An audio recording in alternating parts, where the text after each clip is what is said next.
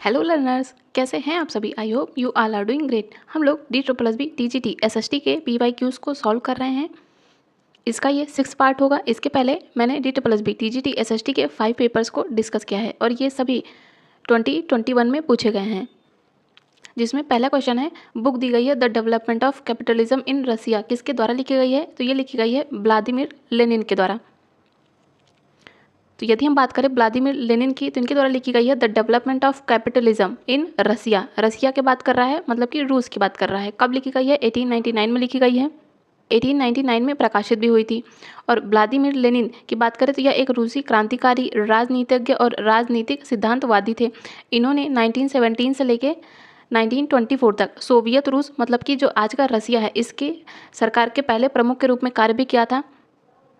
इनकी अन्य प्रमुख रचनाओं की बात करें तो द स्टेट एंड रेवोल्यूशन, जो कि 1918 में लिखी गई है। Imperialism the highest stage of capitalism, मतलब कि साम्राज्यवाद, पूंजीवाद का उच्चतम चरण, 1917। What is to be done, क्या करना है, 1902 में लिखी गई है। मटेरियलिज्म एंड इम्प्रियो क्रिटिसिज्म, मतलब कि भौतिकवाद और अभिनव जन आलोचना, ये 1909 में लेनिन की प्रमुख रचनाएं हैं। नेक्स्ट बात करेंगे रूसी क्रांति के दौरान जो मजदूर थे, इनके प्रतिनिधियों की एक परिषद थी, उनको किस रूप में नामित किया जाता था? तो उन्हें सोवियत के रूप में भी नामित किया गया था। तो रूसी क्रांति की बात करें तो इसके दौरान जो हड़ताली मजदूर और सैनिक थे, इन्होंने मिलकर सैनिक और मजदूर प्रतिनिधियों की एक क्रांतिकारी परिषद का गठन किया था, जिसे सोवियत या परिषद नाम दिया गया। और इसके प्रतिनिधि सदस्यों ने शासन की संपूर्ण शक्ति अपने हाथों में ले लिया था और इस क्रांति को ही रूस की फरवरी क्रांति के नाम से भी जाना जाता है। नेक्स्ट हम बात करेंगे बंगाल विभाजन की। तो बंगाल विभाजन की घोषणा के समय भारत का वायसराय कौन था? तो बंगाल विभाजन होता कब है? ये होता है, इसकी घोषणा होती है 1905, जुलाई 1905 में इसकी घोषणा होती है। तो 1905 में कौन था वायसराय? ये था लॉर्ड कर्जन। डफरिन की बात करें तो डफरिन कब था? डफरिन जब भारत में भारतीय राष्ट्रीय कांग्रेस का गठन होता है 1885 में, तब डफरिन होता है। और यदि हम बात करें लॉर्ड इरविन की, तो इरविन और गांधी जी के बीच में होता है गांधी इरविन समझौता 1931 में। तथा लॉर्ड डलहौजी की बात करें तो इसके टाइम पे वुड डिस्पैच आता है, व्यपगत का सिद्धांत आता है, जो कि 1953-54 के टाइम पे। तो बंगाल विभाजन की घोषणा होती है जुलाई 1905 में, लेकिन यह प्रभावी कब होता है? ये होता है अक्टूबर 1905 में। तो इस समय भारत के वायसराय होते हैं लॉर्ड कर्जन और इनका कार्यकाल था 1899 से लेकर 1905 तक। और जो यह आंदोलन था 16 अक्टूबर 1905 को प्रभावी हुआ था। और जो बंगाल विभाजन होता है, इसने पूरे भारत में भारी आक्रोश तथा शत्रुता को जन्म दिया। यदि हम बात करें बंगाल विभाजन की, तो बंगाल विभाजन का कांग्रेस के सभी वर्गों में, जिसमें नरमपंथी और गर्मपंथी थे, इन दोनों ने ही इसका विरोध किया था, बंगाल विभाजन का। नेक्स्ट हम बात करेंगे निम्नलिखित में से फ्रांसीसी क्रांति के कारण क्या थे? तो इसमें हो जाएगा वित्तीय संकट तथा कुलीन क्रांति। मैरी एंटोनेट का उद्भव ये फ्रांसीसी क्रांति का कारण नहीं रहा, इसका रहा है 1 और 2, मतलब ऑप्शन सी। तो फ्रांस की क्रांति की बात करें तो फ्रांस की मध्यवर्गीय, धनी एवं शिक्षित जनता कुलीन वर्ग के लोगों और चर्च के उच्चाधिकारियों से सदैव ही ईर्ष्या रखते थे।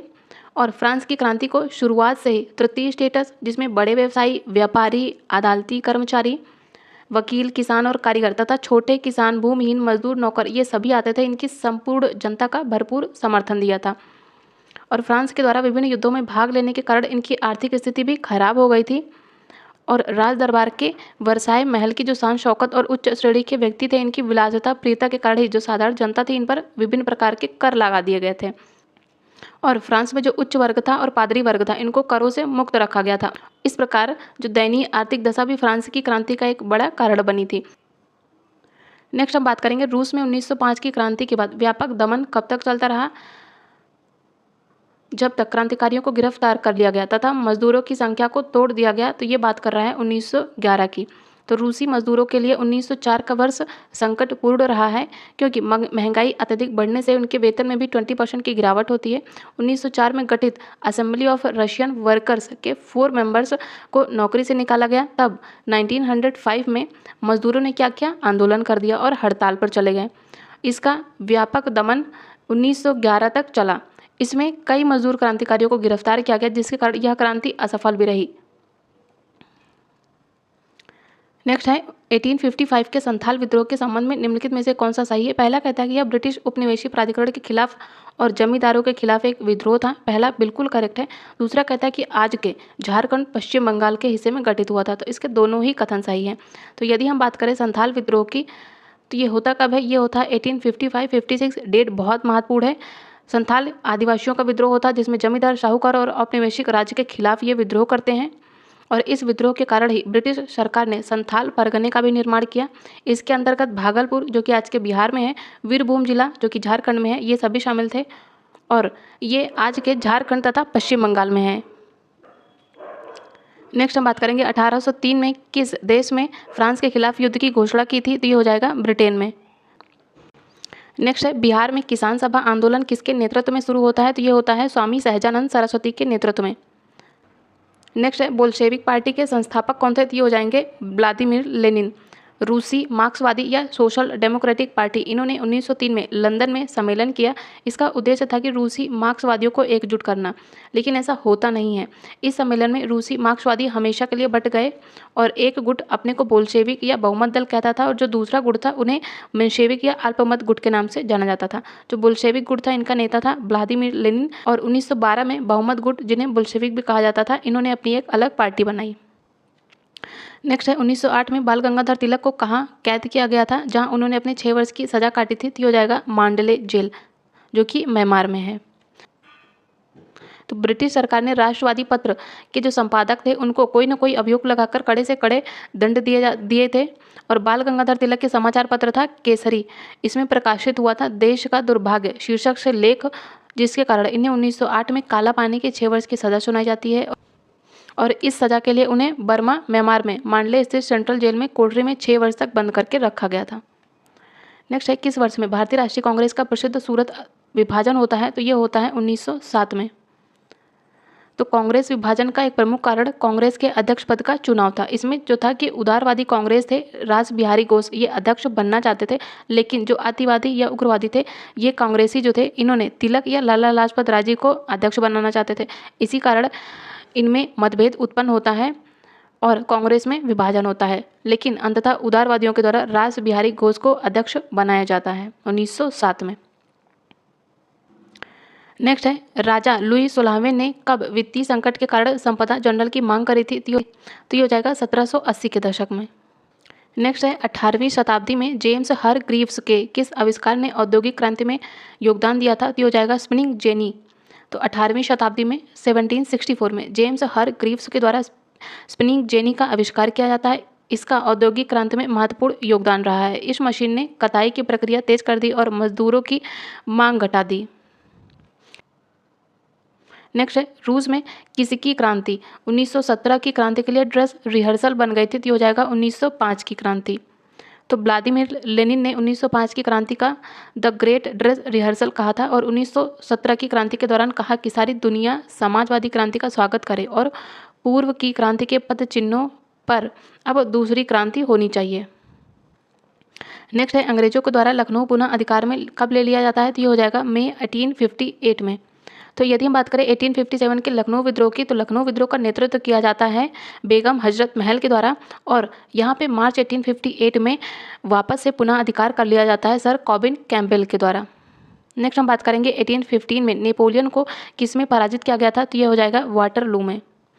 तो 18 जून 1815 को मित्र राष्ट्रों और नेपोलियन के बीच होता है वाटरलू का प्रसिद्ध युद्ध। इसमें नेपोलियन अंतिम रूप से हार जाता है। उसके बाद उसे सेंट हेलेना के द्वीप में निर्वासित कर दिया जाता है और 1799 से लेकर 1815 ईस्वी तक यूरोप का इतिहास नेपोलियन की जीवनी माना जाता है और इस अवधि में नेपोलियन ने पूरे यूरोप के भाग्य का निर्माण किया था। नेक्स्ट है किस वर्ष में लुई 16वें ने ट्रेयोस के शहर में कुलीन सदस्यों को निर्वासित किया था? तो ये हो जाएगा 1787 में। नेक्स्ट हम बात करेंगे गांधी इरविन समझौते पर कब हस्ताक्षर किए गए थे? तो ये अभी हम लोगों ने पीछे देखा 1931 में। तो 5 मार्च 1931 को ब्रिटिश सरकार और कांग्रेस में गांधी इरविन समझौता होता है और ब्रिटिश वायसराय ने इस बात की घोषणा कर दी कि संवैधानिक विकास का उद्देश्य भारत को डोमिनियन स्टेटस देना है। नेक्स्ट है भारतीय राष्ट्रीय कांग्रेस की पहली महिला अध्यक्ष कौन रही हैं? तो ये रही हैं एनी बेसेंट। अध्यक्षता कब की जाती है? 1917 में कलकत्ता अधिवेशन की अध्यक्षता की जाती है। लेकिन यदि पूछे कि पहली भारतीय महिला अध्यक्ष कौन रही हैं, तो वो हो जाएंगी सरोजिनी नायडू, जिन्होंने अध्यक्षता की थी कानपुर अधिवेशन की 1925 में। नेक्स्ट है विलय नीति किसके द्वारा पेश की जाती है? तो ये हो जाएगा लॉर्ड डलहौजी के द्वारा। ये क्वेश्चन कई बार पूछा गया है। नेक्स्ट हम बात करेंगे 1893 में किन देशों ने ट्रिपल अलायंस का विरोध करने के लिए एक समझौता गठित किया था? तो ये हो जाएगा फ्रांस तथा रशिया ने। तो 1883 में जर्मनी और ऑस्ट्रिया ने रोमानिया के खिलाफ एक संधि की और यह संधि रूस के विरुद्ध होती है। जो जर्मनी था, जर्मनी का बिस्मार्क था, इसको हमेशा से यह भय रहता था कि यदि रूस नाखुश हो गया तो रूस फ्रांस के साथ मिलकर जर्मनी के लिए कठिन परिस्थिति पैदा कर सकता है। इसलिए बिस्मार्क, जो कि जर्मनी का था, उसने रूस को अपने पक्ष में रखने के लिए 1887 में पुनर्आश्वासन संधि किया था और इसका उद्देश्य क्या था कि रूस फ्रांस के साथ घनिष्ठ संबंध कायम न रख सके। लेकिन जैसे ही बिस्मार्क चांसलर के पद से हटता है, फ्रांस ने कूटनीतिक तरीके से केवल 4 वर्ष की अल्प अवधि के लिए ही रूस के साथ एक मैत्री संधि करता है 1894 में। इस प्रकार जर्मनी के त्रिगुट के विरुद्ध फ्रांस और रसिया के द्विगुट का निर्माण होता है। नेक्स्ट है, यह कैसा विश्वास था कि यदि सामाजिक वातावरण का पुनर्निर्माण किया जा सकता है तो मानव स्वभाव को बदला जा सकता है। तो ये रॉबर्ट ओवेन का विश्वास था। नेक्स्ट है, जब पृथ्वी सूर्य के सबसे निकट होगी तो उत्तरी ध्रुव क्या प्राप्त करेगा, तो वह कम सूर्यता प्राप्त करेगा।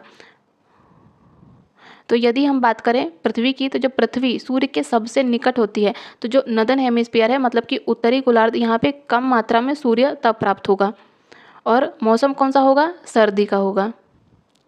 और सूर्य के चारों ओर परिक्रमण के दौरान पृथ्वी 4 जुलाई को सूर्य से सबसे दूर अर्थात 15 करोड़ 20 लाख किलोमीटर दूर होती है और इसे ही पृथ्वी का आप सौर कहते हैं। और 3 जनवरी को पृथ्वी सूर्य के सबसे निकट होती है, कितना, 14 करोड़ 70 लाख किलोमीटर, इसे उपसौर कहा जाता है। तो उपसौर अपसौर अच्छे से याद रखेंगे, पूछा गया है। नेक्स्ट है, निम्नलिखित में से कौन सा अंतर्वेदी आग्नेय चट्टान का सही एग्जाम्पल है, तो ये हो जाएगा ग्रेनाइट। तो अंतर्वेदी आग्नेय चट्टानों का निर्माण पृथ्वी की अधिक गहराई में होता है क्योंकि इनका ठंडा होना, जमाव और ठोस होना, ये सभी अधिक गहराई में होता है जहाँ पर तापमान भी अधिक होता है। इसीलिए इनके ठंडे होने की गति भी धीमी होती है, इस कारण इनमें रवे अधिक पाए जाते हैं। नेक्स्ट है, मजदूर वर्ग के द्वारा पहली सफल क्रांति कौन थी, तो ये हो जाएगा रूसी क्रांति। तो व्लादिमीर लेनिन के नेतृत्व में 1917 की रूसी क्रांति मजदूर वर्ग के द्वारा की जाने वाली पहली सफल क्रांति मानी जाती है।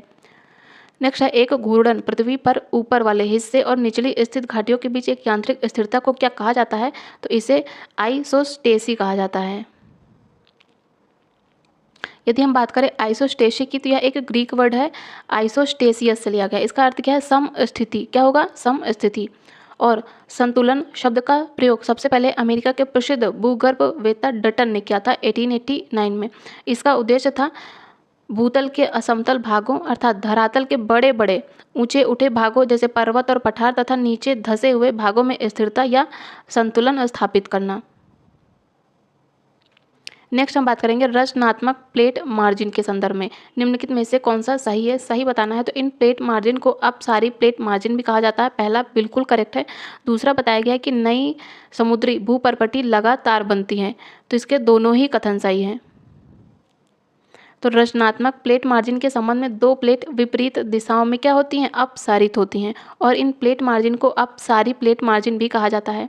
रचनात्मक किनारों के सहारे नए पदार्थों का निर्माण होता है तथा नई समुद्री भूपर्पटी लगातार बनती है और यह प्रक्रिया मध्य महासागरीय कटक के सहारे संपन्न होती है। इसीलिए ये दोनों ही कथन सही होंगे। नेक्स्ट हम बात करेंगे नेक्स्ट दिया है उस संगठन का नाम बताइए जिसने आर्क ड्यूक फ्रांसिस फर्डिनेंड की हत्या करी थी। हो जाएगा ब्लैक हैंड। तो ऑस्ट्रिया के युवराज आर्क ड्यूक फ्रांसिस फर्डिनेंड जब सेराजेवो जा रहे थे तब टाउन हॉल के समीप गेवरीलो प्रिंसिप के द्वारा गोली मारकर युवराज और उनकी पत्नी सोफी की हत्या कर दी जाती है। और गेवरीलो प्रिंसिप एक गुप्त समिति ब्लैक हैंड का मेंबर भी होता है और यह घटना फर्स्ट वर्ल्ड वॉर जो कि 1914 में होता है इसका तात्कालिक कारण बनता है। नेक्स्ट है इटली में फांसीवाद के उदय का कारण क्या रहे हैं। तो इसमें जाएगा वर्साई की संधि से इटालवी निराश थे और दूसरा कहता है कि प्रथम विश्व युद्ध के बाद इटली की सामाजिक आर्थिक स्थिति, तो ये दोनों ही इसके कारण रहे हैं। तीसरा कहता है कि फांसीवाद समाजवाद और साम्यवाद की फैलती विचारधारा से प्रभावित थे, तो इसका तीसरा गलत है, इसका सही है फर्स्ट एंड सेकंड। तो फांसीवाद विचारधारा का उदय प्रथम विश्व युद्ध के बाद इटली में मुसोलिनी के द्वारा सत्ता पर आसीन होने के बाद शुरू होता है। इसके कारणों की बात करें तो प्रथम विश्व युद्ध में इटली की पराजय से उत्पन्न इटली की परिस्थिति व फर्स्ट वर्ल्ड वॉर के बाद की गई संधि होती है। दूसरा कहता है कि उदारवादी लोकतंत्र की असफलता, साथ ही साम्यवादी विचारों का प्रसार और रूसी समाजवाद के विरोध में राष्ट्रवादी समाजवाद के विचार की लोकप्रियता। नेक्स्ट है विश्व युद्ध के दौरान कई संधियों पर हस्ताक्षर किए गए, निम्नलिखित में से कौन सा सही सुमेलित है? तो सेंट जर्मन की संधि होती है ऑस्ट्रिया के साथ, करेक्ट है। वर्साई की संधि होती है जर्मनी के साथ, दूसरा भी सही है। तीसरा कहता है कि न्यूली संधि हंगरी के साथ, इसका तीसरा गलत है। फोर्थ कहता है त्रियोन संधि तुर्की के साथ, इसका चौथा भी गलत है, इसका सही है फर्स्ट एंड सेकेंड। तो फर्स्ट वर्ल्ड वॉर के बाद मित्र राष्ट्रों ने पराजित राष्ट्रों के साथ संधि पर हस्ताक्षर किए थे, जिसमें पहली संधि होती है सेंट जर्मन की संधि 10 सितंबर 1919 को होती है और ये होती है ऑस्ट्रिया के साथ। वर्साई की संधि होती है 28 जून 1919 को और ये होती है जर्मनी के साथ। न्यूली की संधि होती है 27 नवंबर 1919 को, बुल्गारिया के साथ होती है यह संधि। त्रियोन की संधि होती है 4 जून 1920 को और ये होती है हंगरी के साथ, तथा सेब्रे की संधि 10 अगस्त 1920 को होती है तुर्की के साथ। नेक्स्ट है निम्नलिखित में से किसे ठंडी हवा के रूप में अभिलक्षित किया जाता है? तो ये हो जाएगा मिस्ट्रल। मिस्ट्रल क्या है? एक कोल्ड विंड है और यह शीत ऋतु में उत्तर की ओर स्थित भूमियों तथा हिमाच्छादित पर्वतों से उतरकर रोन नदी की घाटी में गुजरती है और साथ ही ये फ्रांस के भूमध्य सागरीय तट पर बहने वाली एक ठंडी व शुष्क पवन है। नेक्स्ट है किस प्रकार की जलवायु को वर्ष भर सूर्य तप और बहुत कम तापमान की सामान्य अनुपस्थिति द्वारा अभिलक्षित किया जाता है? तो ये हो जाएगा सवाना जलवायु। तो सवाना प्रकार की जो जलवायु होती है इसको वर्ष भर सूर्य तप और बहुत कम टेम्परेचर की सामान्य अनुपस्थिति के द्वारा अभिलक्षित किया जाता है। सवाना तुल्य प्रदेश जलवायु, जिसे AW से डिनोट करते हैं, इसका अक्षांशीय विस्तार भूमध्य रेखा के दोनों ओर कितना 5 डिग्री से लेकर 10 डिग्री से प्रारंभ होकर 15 से 20 डिग्री अक्षांश तक पाया जाता है। और इस तरह इस जलवायु की स्थिति भूमध्य रेखीय निम्न वायुदाब तथा उपोष्ण कटिबंधीय उच्च वायुदाब के बीच पाई जाती है। इस जलवायु का विस्तार कहाँ है? यह है वेनेजुएला में, कोलंबिया, दक्षिणी मध्य ब्राजील, पराग्वे, अफ्रीका महाद्वीप में, विषुवत रेखीय जलवायु के उत्तर तथा दक्षिण जो है सूडान में सबसे ज़्यादा इसका विस्तार पाया जाता है और उत्तरी ऑस्ट्रेलिया में भी पाया जाता है। लेकिन इसमें आयोग के द्वारा ऑप्शन माना गया है बी, जो कि टुंड्रा जलवायु है। नेक्स्ट है गर्म सतह पर ठंडी हवा के परिवहन के कारण बनने वाले कोहरा कौन सा होता है? तो ये होता है भाप कोहरा। तो यदि हम बात करें भाप कोहरे की, तो इसका निर्माण सामान्यतः झीली क्षेत्र में होता है और जब शीतकाल की शुरुआत होती है तब झील के सीमावर्ती क्षेत्र की जो वायु होती है वह टेम्परेचर और झील के जल की सतह के टेम्परेचर सापेक्षित रूप से अधिक होता है तथा गर्म सतह पर ठंडी हवा के प्रवाहित होने के कारण ही वायु के संघनन की प्रक्रिया शुरू होती है, जिसके परिणाम स्वरूप भाप कोहरे का निर्माण होता है। नेक्स्ट हम बात करेंगे निम्नलिखित में से कौन सा वैज्ञानिक पृथ्वी की उत्पत्ति से संबंधित सुपरनोवा परिकल्पना से संबंधित है? तो ये हो जाएंगे F. हॉयल। यदि हम बात करें सुपरनोवा परिकल्पना की, तो ये इंग्लैंड के होयल तथा लिटिलटन ने 1946 में प्रस्तुत करी थी। और अंतरिक्ष में अनेकों तारे ऐसे हैं जो कि अचानक 1000 टाइम्स अधिक तीव्रता में चमकने लगते हैं। इन्हें ही हम नव तारा या नोवा के नाम से जानते हैं। इनकी चमक की बात करें तो ये सूर्य की चमक से 25,000 टाइम्स अधिक होती है और कुछ ऐसे तारे भी हैं जो सूर्य से 1 अरब गुना अधिक चमकते हैं। इन्हें हम अभिनव तारा या सुपरनोवा कहते हैं। और एक अभिनव तारा या एक सुपरनोवा 2 या 3 शताब्दियों के बाद दिखाई पड़ता है। नेक्स्ट है पूरी पृथ्वी कब समान दिन और समान रातों का अनुभव करती है? तो ये हो जाएगा 21 मार्च को। तो पूरी पृथ्वी 21 मार्च को और 23 सितंबर को समान डेज और समान रात का अनुभव करती है।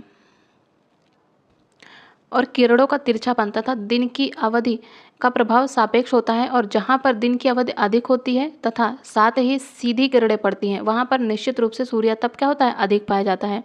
और सूर्य की उत्तरायण स्थिति के समय जब 21 जून को सूर्य कर्क रेखा पर होता है और भूमध्य रेखा से उत्तर की ओर दिन की अवधि बढ़ती जाती है तथा उत्तरी ध्रुव मतलब कि नॉर्थ पोल पर 6 महीने का दिन होता है। और इसी के अपोजिट यदि हम भूमध्य रेखा से दक्षिण जाएंगे तब क्या होगा? दिन की अवधि कम होगी और साउथ पोल पर रात कितने का होगा? 6 मंथ्स का होगा। नेक्स्ट है पंचवर्षीय योजनाएं किस समाज की केंद्रीकृत योजना है? तो ये हो जाएगा समाजवादी। तो समाजवादी या केंद्रीय नियोजित अर्थव्यवस्था वह है जिसमें उत्पादन के साधन सरकार द्वारा स्वामित्व नियंत्रित और संचालित होते हैं। नेक्स्ट है 1992 में पहले अंतर्राष्ट्रीय शिखर सम्मेलन के लिए ब्राजील के रियो डे जेनेरियो में 100 से अधिक राष्ट्राध्यक्ष मिले। इस शिखर सम्मेलन को और किस नाम से जानते हैं? तो इसे हम संयुक्त राष्ट्र पर्यावरण एवं विकास सम्मेलन के नाम से भी जानते हैं। तो पर्यावरण और विकास सम्मेलन पर संयुक्त राष्ट्र सम्मेलन यही पृथ्वी शिखर सम्मेलन है। यह सम्मेलन 3 to 14 जून 1992 तक कहाँ होता है? ब्राज़ील के रियो डी जेनेरियो में। और रियो पृथ्वी शिखर सम्मेलन का प्राथमिक उद्देश्य होता है पर्यावरण और विकास के मुद्दों पर अंतर्राष्ट्रीय कार्रवाई के लिए एक व्यापक कार्यसूची और एक नया खाका तैयार करना था, जो कि 21वीं सदी में अंतर्राष्ट्रीय सहयोग और विकास नीति को निर्देशित करने में हेल्प करेगा। नेक्स्ट है, निम्नलिखित में से कौन सी फ्रांसीसी क्रांति का दीर्घकालिक कारण रहा है? बात कर रहा है फ्रांसीसी क्रांति के दीर्घकालिक कारण की, तो इसमें रहा है ज्ञान की भाषा का बढ़ता प्रचलन, वित्तीय संकट ये दीर्घकालिक कारण नहीं रहा है। तीसरा कहता है कि सबसे पुराने महान परिवारों की तरफ से विद्रोह, तो इसका हो जाएगा फर्स्ट एंड थर्ड। तो फ्रांसीसी क्रांति के जो पहले के वर्ष थे उनको प्रबुद्धता का युग माना गया है। इस काल में यूरोप में अनेक विचारकों और लेखकों का आविर्भाव हुआ, जिन्हें दार्शनिक फिलोसफर कहा जाता था। दार्शनिक या फिलोसफर कहा जाता था। इन्हें फ्रांसीसी क्रांति की आत्मा कहा गया है। इन दार्शनिकों में आते हैं मॉन्टेग्यू, वोल्टेयर तथा रूसो। और जो यूरोपीय देश थे, यहाँ पे विशेषाधिकार संपन्न सामंतों और पादरियों ने अपनी कुलीनता के नाम पर वरीयता प्राप्त कर रखी थी। और नेपोलियन का कथन था कि फ्रांसीसी क्रांति मुख्य रूप से इस अहम मतलब कि सामाजिक असमानता के कारण हुई थी। स्वतंत्रता तो केवल मात्र बहाना था। और लॉर्ड एक्टन के द्वारा कहा गया है कि क्रांति विशेषाधिकार के विरुद्ध तथा समानता के पक्ष में एक महान विद्रोह था। इस क्रांति का नारा था कि स्वतंत्रता, समानता तथा भ्रातृत्व। और फ्रांस में उपर्युक्त समस्या दीर्घ काल से व्याप्त थी, जबकि वित्तीय संकट की बात करें तो यह संकट उत्पन्न होता है लुई 16वें के टाइम पे, जो कि तात्कालिक कारण था, ना कि दीर्घकालिक कारण। नेक्स्ट है, उस पार्टी का नाम बताइए जिसने इटली में सर्वहारा वर्ग की तानाशाही की स्थापना का आह्वान किया था। तो हो जाएगा इटालवी समाजवादी पार्टी। और इटालवी समाजवादी पार्टी की स्थापना होती है 1892 में जिनेवा में इटालियन वर्कर्स पार्टी के रूप में। और पार्टी का उद्देश्य होता है मजदूर वर्ग के समर्थन से सर्वहारा वर्ग की तानाशाही स्थापित करना। नेक्स्ट है, स्थलाकृतिक मानचित्रों पर उच्चावच का प्रतिनिधित्व करने के लिए निम्नलिखित में से किस तकनीक का उपयोग किया जाता है? तो हो जाएगा हजूर तथा पहाड़ी छायाकरण। यदि हम बात करें हैश्योर विधि है क्या, तो इसके अंतर्गत बारीक और पास पास खींची गई खंडित रेखाओं के द्वारा पर्वतीय छायाकरण करके मानचित्र में उच्चावच का प्रदर्शन किया जाता है। और पहाड़ी छायाकरण में की बात करें तो इसमें प्लास्टिक छायाकरण भी कहते हैं। इससे प्रदर्शित उच्चावच ऊपर से लिए गए फोटोग्राफ के समान प्रतीत होता है। नेक्स्ट है, डक्कन ट्रैप निम्नलिखित में से किस कालखंड में बनना शुरू हुआ था? तो ये हुआ था क्रिटेशियस काल में। तो यदि हम बात करें डक्कन ट्रैप की, तो यह मेनली क्रिटेशियस कालखंड में बनना शुरुआत होती है इसकी। क्रिटेशियस काल की बात करें तो इसका प्रारंभ होता है 13.5 करोड़ वर्ष पूर्व। और क्रिटेशियस काल में पर्वत निर्माण प्रक्रिया अधिक सक्रिय रही थी। इसी काल में रॉकी एंडीज, यूरोप महाद्वीप की कई पर्वत श्रेणियों तथा पनामा कटक की भी उत्पत्ति होती है। और इसी समय के अंत में भारत के दक्षिणी पठार भाग में ज्वालामुखी क्रिया के द्वारा लावा का जमाव होता है। नेक्स्ट है, देश में किस भारतीय वन का सबसे कम वन क्षेत्र है? तो ये हो जाएगा मैंग्रोव वन का। नेक्स्ट है, निम्नलिखित में से कौन सा जनसंख्या संरचना का आर्थिक गुण है? तो ये हो जाएगा व्यवसायिक संरचना। तो लिंग, आयु, वैवाहिक स्थिति, शिक्षा, व्यवसाय जैसे निर्दिष्ट व्यक्तिगत गुण वाले लोगों के समूह के भीतर वितरण को ही जनसंख्या संरचना कहा जाता है। और आर्थिक रूप से क्रियाशील जनसंख्या का प्रतिशत विकास का एक महत्वपूर्ण सूचक है। विभिन्न प्रकार के व्यवसायों के अनुसार किए गए जनसंख्या के वितरण को ही व्यावसायिक संरचना कहते हैं। और व्यावसायिक संरचना जनसंख्या संरचना के आर्थिक गुण को संदर्भित करता है। नेक्स्ट है, उत्तर पूर्व से दक्षिण पश्चिम तिरछे उन्मुख क्लाइमोग्राफ किस प्रकार की जलवायु का प्रतिनिधित्व करता है? तो हो जाएगा मानसूनी प्रकार की। तो किसी भी स्थान के औसत आर्द्र बल्ब तापमान और अपेक्षित आर्द्रता आंकड़ों को ग्राफ पेपर पर एक दूसरे के सामने अंकित कर बनाए गए आरेख को उस स्थान का ही क्लाइमोग्राफ कहा जाता है। और इस आरेख को पहली बार ग्रिफिथ टेलर के द्वारा बनाया गया था। टेलर के द्वारा जो बनाया गया आरेख था, इसको देखकर किसी स्थान की जलवायु संबंधी सामान्य दशाओं की जानकारी प्राप्त की जा सकती है। नेक्स्ट है, निम्नलिखित में से कौन सा भारत में विशेष आर्थिक क्षेत्र में से एक है? तो हो जाएगा कांडला विशेष आर्थिक क्षेत्र। SEZ मतलब कि स्पेशल इकोनॉमिक जोन। नेक्स्ट है, गहन निर्वाह कृषि के संबंध में निम्नलिखित में से कौन सा एक सही है? पहला कहता है कि यह भूमि पर उच्च जनसंख्या दबाव वाले क्षेत्रों में प्रचलित है, तो इसका पहला करेक्ट है। दूसरा कहता है कि इसमें सारा काम जो है वो हाथ के औजारों से होता है। बात कर रहा है गहन निर्वाह कृषि की, तो इसके दोनों ही कथन सही हैं, इसलिए इसमें हो जाएगा ऑप्शन बी। यदि बात करें गहन निर्वाह कृषि की, तो इसमें किसान साधारण औजारों और अधिक श्रम का उपयोग करके भूमि को एक छोटे से भूखंड पर खेती करता है और यह कृषि उच्च जनसंख्या वाले दबाव क्षेत्रों में प्रचलित होती है। साथ ही अधिक धूप वाले दिनों से युक्त जलवायु और उर्वर मृदा वाले खेत में एक वर्ष में एक से अधिक फसलें भी उगाई जा सकती हैं। गहन निर्वाह कृषि कहाँ होती है? यह दक्षिण पूर्व और पूर्वी एशिया के सघन जनसंख्या वाले मानसूनी प्रदेशों में प्रचलित है गहन निर्वाह कृषि।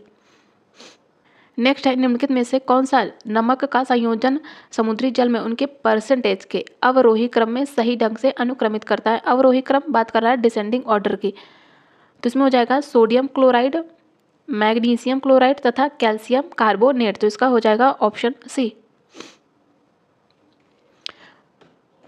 तो यदि हम समुद्र में लवण के प्रकार की मात्रा की बात करें तो सबसे ज़्यादा पाया जाता है सोडियम क्लोराइड 77.8%, मैग्नीशियम क्लोराइड पाया जाता है 10.8% एंड देन मैग्नीशियम सल्फेट। फिर उसके बाद होता है कैल्शियम सल्फेट 3.6%, पोटेशियम सल्फेट पाया जाता है 2.5%, कैल्शियम कार्बोनेट पाया जाता है 0.3% तथा मैग्नीशियम ब्रोमाइड बहुत कम पाया जाता है 0.2%। नेक्स्ट है, निम्नलिखित में से कौन सा एक जैव विविधता हानि का मानव जनित कारण है? तो इसका पहला कहता है कि वनों की कटाई और निर्माण कार्य के कारण पौधों और जानवरों की प्रजातियों के आवासों का विखंडन होना। तो इसका पहला भी करेक्ट है, इस वजह से भी जैव विविधता को हानि हो रही है। दूसरा कहता है कि पूरी तरह से अलग पारिस्थितिकी तंत्र में विदेशी प्रजातियों का साभिप्राय या अज्ञानकृत परिचय होना। तो इसके दोनों ही कथन सही हैं। नेक्स्ट है, कपास का सबसे बड़ा निर्यातक देश कौन सा है? ये हो जाएगा यूएसए। तो कपास का सबसे बड़ा निर्यातक देश कौन सा है? यूएसए, संयुक्त राज्य अमेरिका।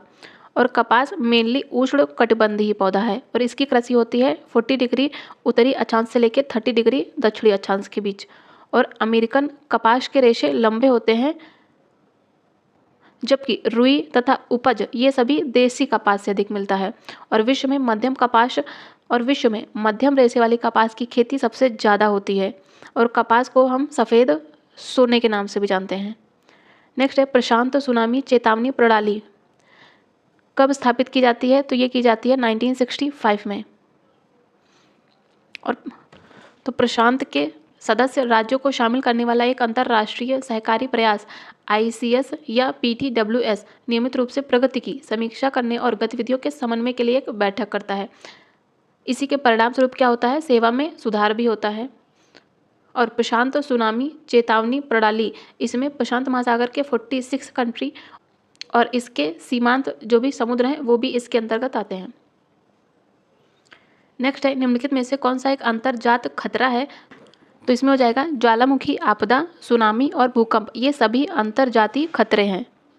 ज्वालामुखी, सुनामी और भूकंप ये सभी अंतर्जातीय खतरे के अंतर्गत आते हैं और पृथ्वी के अंदर से निकलने वाली ऊर्जा भू आकृतिक प्रक्रियाओं के लिए प्रमुख बल स्रोत होती है।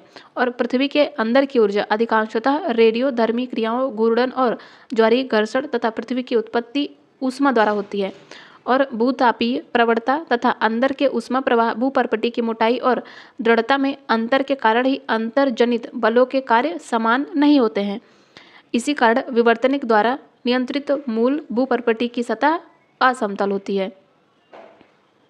नेक्स्ट है, लाभ अधिकतम करण के लॉस सिद्धांत के संबंध में निम्नलिखित में से कौन सा एक सही है? पहला कहता है कि औद्योगिक अवस्थिति एकाधिकारी प्रतियोगिता की स्थितियों द्वारा अभिलक्षित होती है।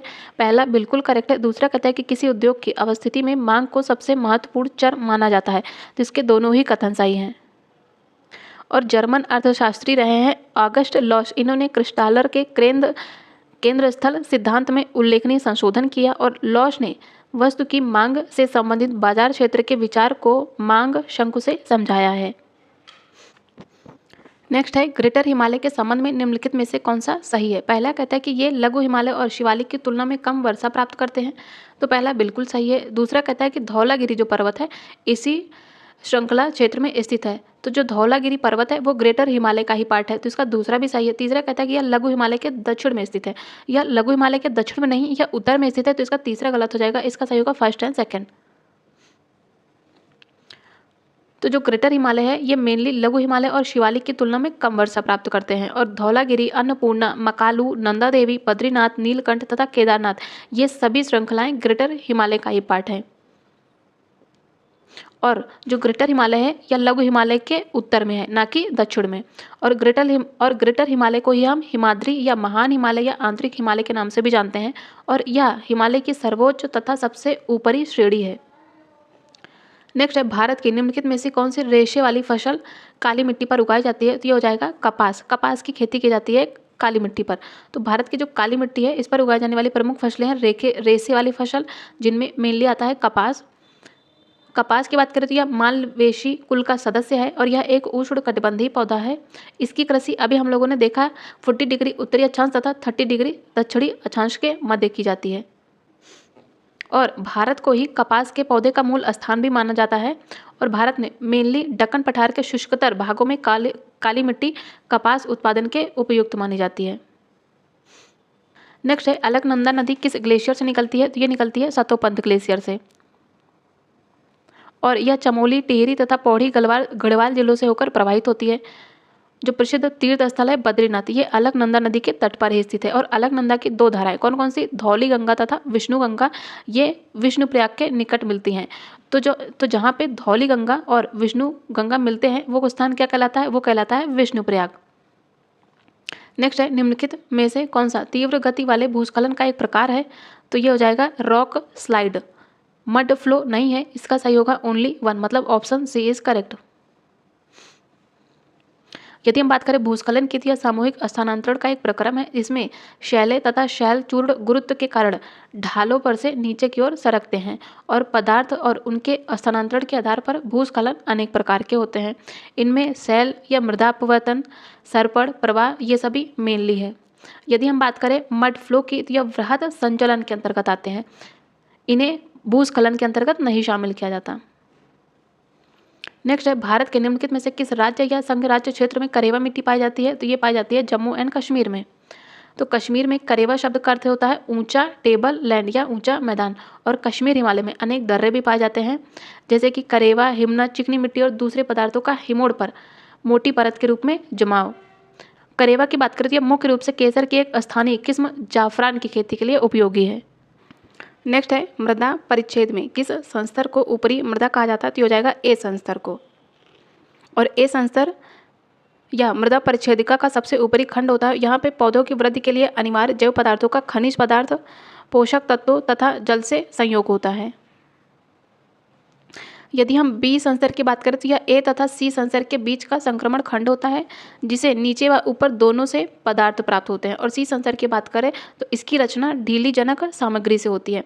नेक्स्ट है, राष्ट्रीय राजमार्ग 1 मतलब कि नेशनल हाईवे 1 भारत के किस राज्य या केंद्र शासित प्रदेश से होकर गुजरता है? तो हो जाएगा जम्मू और कश्मीर से। तो NH1 भारत के जम्मू और कश्मीर लद्दाख केंद्र शासित प्रदेश से होकर गुजरता है। इसकी कुल लंबाई कितनी है? 422 किलोमीटर। और राष्ट्रीय राजमार्ग के निर्माण तथा रख रखाव की जिम्मेदारी किसकी होती है? भारत सरकार की होती है। और इसका नियंत्रण किसके अंतर्गत होता है? तो यह केंद्रीय लोक निर्माण विभाग के द्वारा इसका नियंत्रण किया जाता है। नेक्स्ट है, चावल का सबसे बड़ा उत्पादक कौन सा देश है? तो हो जाएगा चाइना। सेकंड की बात करें तो सेकंड पर है इंडिया तथा थर्ड पर है बांग्लादेश। और चावल एक उष्णकटिबंधीय फसल है। इसके लिए 24 डिग्री सेल्सियस के औसत टेम्परेचर की आवश्यकता होती है। इसमें बोते समय 20 डिग्री सेल्सियस और पकते समय 27 डिग्री सेल्सियस की टेम्परेचर की आवश्यकता होती है। और इसके अलावा 150 सेंटीमीटर की वार्षिक वर्षा तथा गहरी उपजाऊ चीका या दोमट मिट्टी की भी आवश्यकता होती है। नेक्स्ट है, आर्थिक विकास को प्रभावित करने वाला लाभहीन कारक कौन सा है? तो हो जाएगा बाजार अपूर्णता।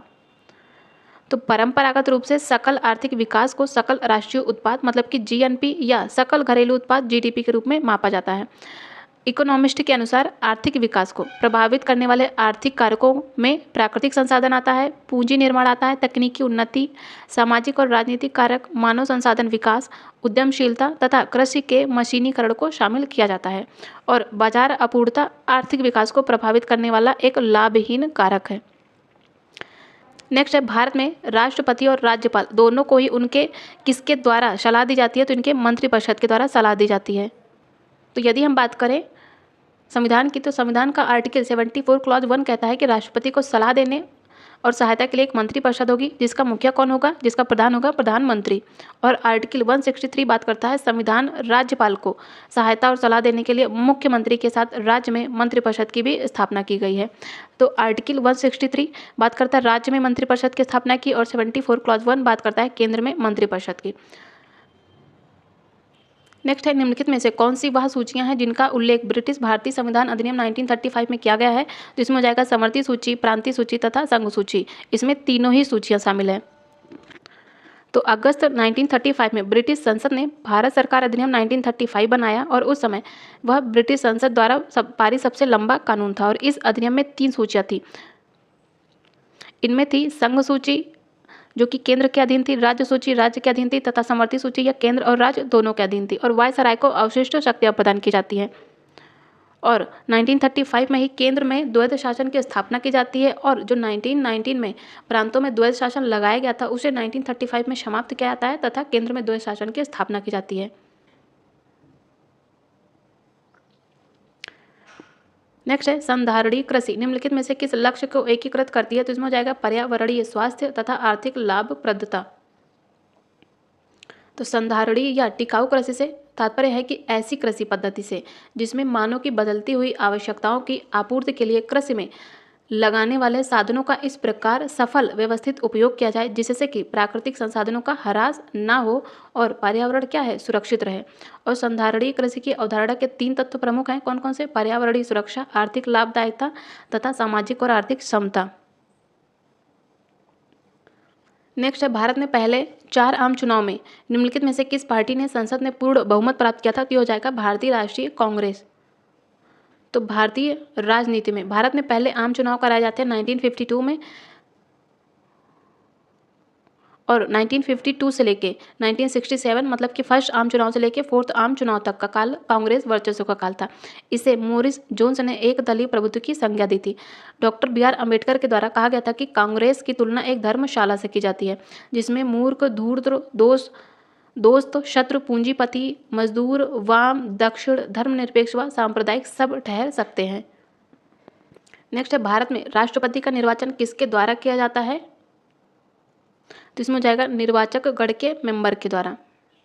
तो भारतीय संविधान का आर्टिकल 54 बात करता है भारत के राष्ट्रपति के चुनाव की, और राष्ट्रपति का चुनाव एक निर्वाचक मंडल के द्वारा किया जाएगा। और भारत के राष्ट्रपति का चुनाव गुप्त मतदान द्वारा होता है, और यह अनुपातिक प्रतिनिधित्व प्रणाली के अनुसार एकल संक्रमणीय मत पद्धति और गुप्त मतदान का उपयोग करके एक निर्वाचक मंडल के द्वारा चुना जाता है। और भारत के राष्ट्रपति के निर्वाचक मंडल में कौन कौन शामिल होते हैं। तो इसमें संसद के दोनों सदनों के निर्वाचित मेंबर शामिल होंगे, राज्य की विधानसभाओं के भी निर्वाचित मेंबर शामिल होंगे, याद रखना मनोनीत नहीं, निर्वाचित मेंबर शामिल होंगे।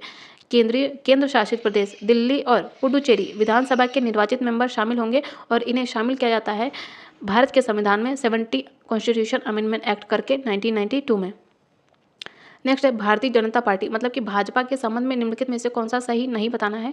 तो राष्ट्रीय जनतांत्रिक गठबंधन मतलब कि एनडीए के एक प्रमुख सदस्य के रूप में भाजपा 2014 से केंद्र सरकार का नेतृत्व कर रही है। तो पहला तो सही है। दूसरा कहता है कि अटल बिहारी वाजपेयी इसके पहले अध्यक्ष होते हैं, इसका दूसरा भी सही है।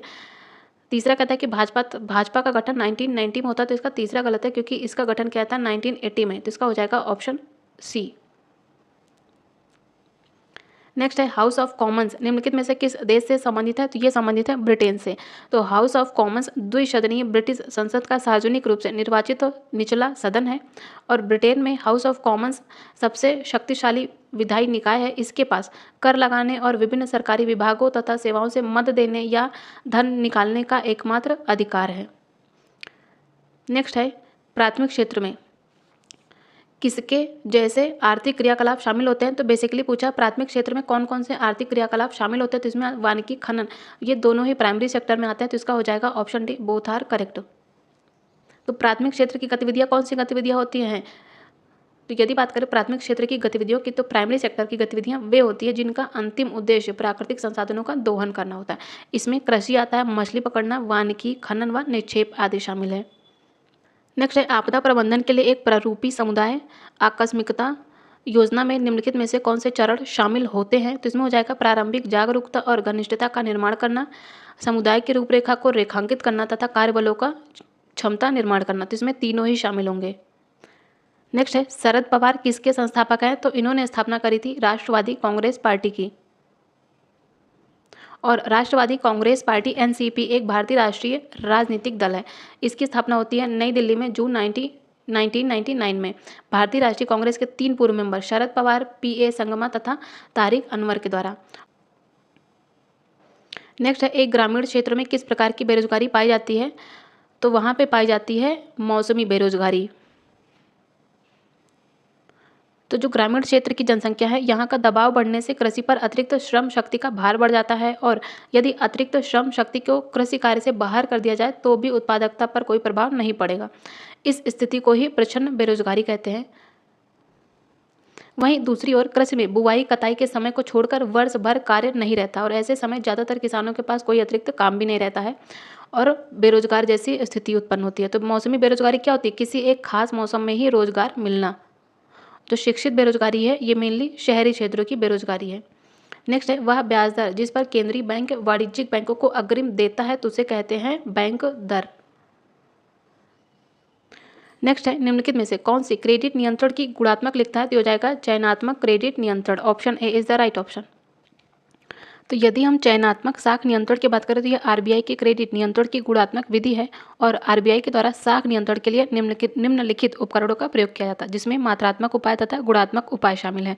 मात्रात्मक उपाय में आता है बैंक दर, नगद आरक्षित अनुपात मतलब कि CRR, SLR और खुले बाजार की क्रियाएं।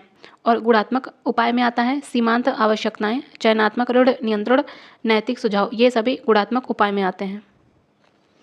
नेक्स्ट है भारतीय राष्ट्रीय लोकदल पार्टी का प्रतीक क्या है? तो इसमें हो जाएगा चश्मा। और ये कहाँ की पार्टी है? ये एक हरियाणा की एक पार्टी है और इसकी स्थापना कब की जाती है? अप्रैल 1998 में। लेकिन 1999 तक इसने अपना नाम बदलकर भारतीय राष्ट्रीय लोकदल कर दिया था और भारतीय राष्ट्रीय लोकदल पार्टी का प्रतीक क्या है? चश्मा है। यदि घड़ी की बात करें तो घड़ी या राष्ट्रवादी कांग्रेस पार्टी का प्रतीक चिन्ह है। नेक्स्ट है स्वतंत्रता के समय भारतीय अर्थव्यवस्था की निम्नलिखित में से कौन सी विशेषता सही है? इसमें पहला कहता है कि भारतीय अर्थव्यवस्था एक आश्रित अर्थव्यवस्था थी। पहला बिल्कुल करेक्ट है। दूसरा कहता है कि इसमें उपनिवेशवाद और साम्राज्यवाद के सभी निशान शामिल थे। इसके दूसरा भी सही है। तीसरा कहता है कि कृषि अति संकुलित थी। तो इसके तीनों ही कथन सही हैं।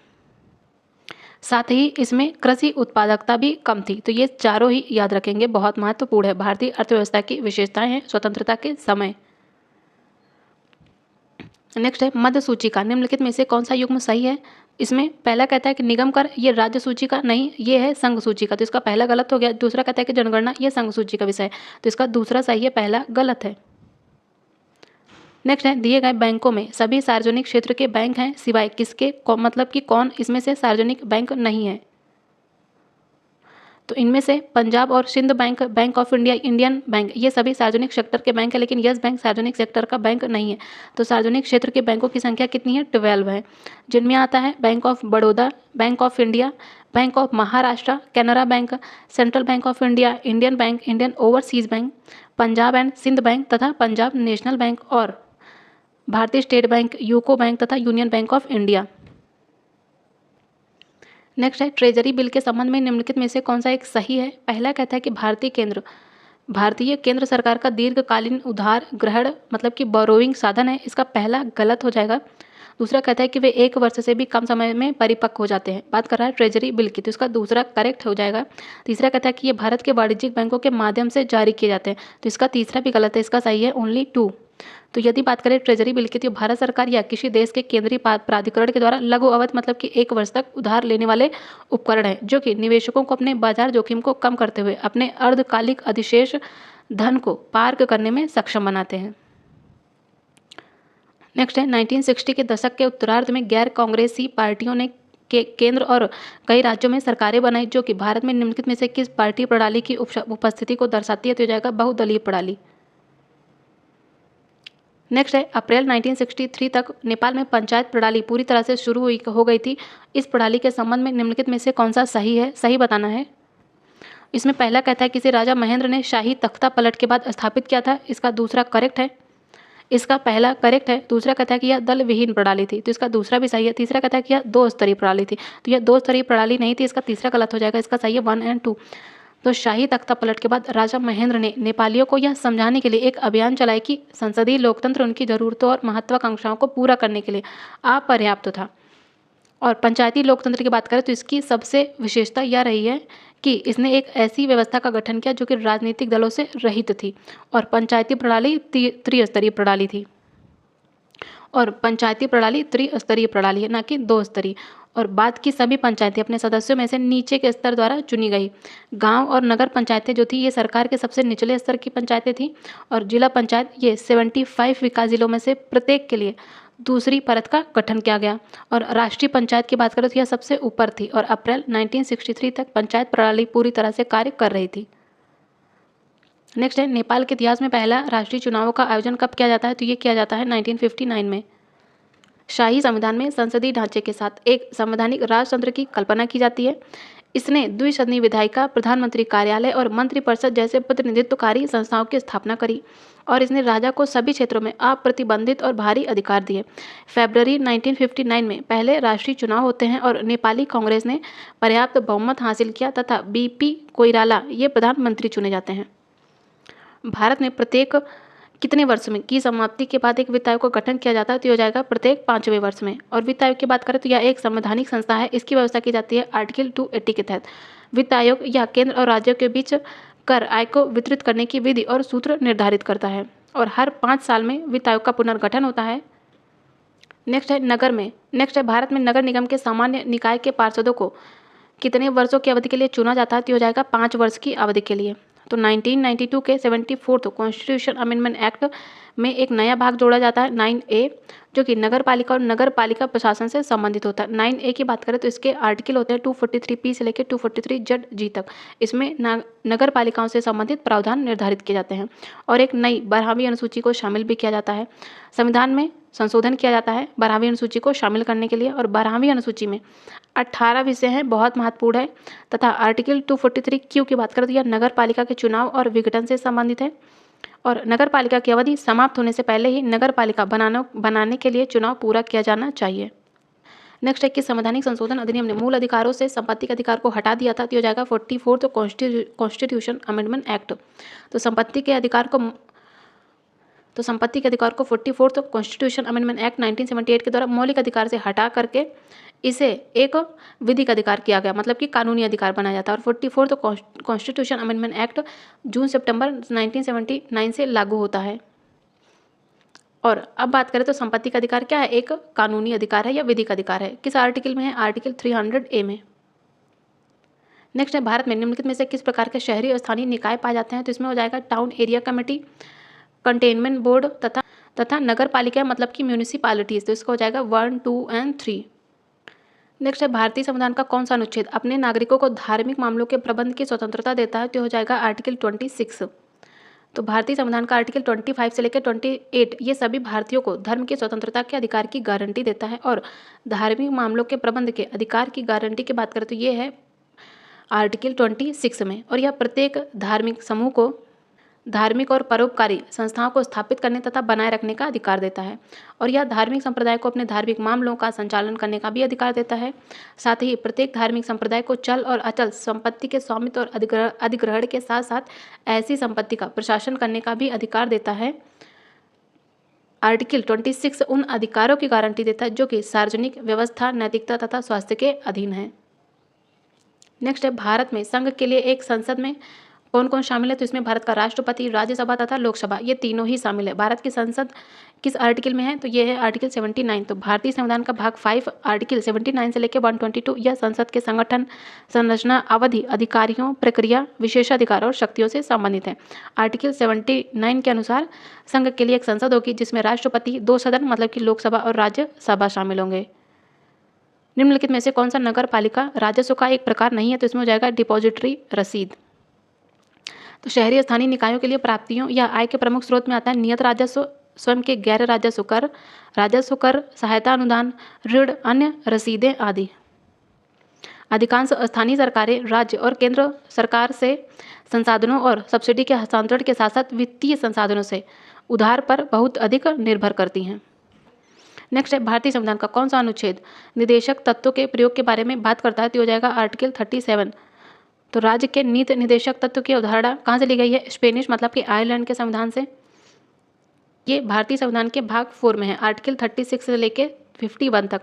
और आर्टिकल 37 बात करता है भारतीय संविधान के निदेशक तत्वों के अनुप्रयोग से संबंधित है। निदेशक तत्व की बात करें तो इसका उद्देश्य लोगों की सामाजिक आर्थिक निष्पक्षता सुनिश्चित करना और भारत को एक कल्याणकारी राज्य बनाना। आर्टिकल 37 में कहा गया है कि निदेशक तत्व देश के शासन में मूलभूत हैं और विधि निर्माण में इन तत्वों को लागू करना राज्य का कर्तव्य होगा। तो हम लोगों ने अब तक DSSB, TGT, SST के 6 पेपर्स को डिस्कस किया है। इसके साथ हम लोग DSSB के, TGT, SST के बाकी बचे PYQs को डिस्कस करेंगे और प्रैक्टिस सेट को भी सॉल्व करेंगे। तो यदि आप लोगों को सेशन हेल्पफुल लगे तो प्लीज़ वीडियो को लाइक करिएगा, चैनल को सब्सक्राइब तथा अपने फ्रेंड्स के साथ शेयर जरूर करिएगा। Thank you so much.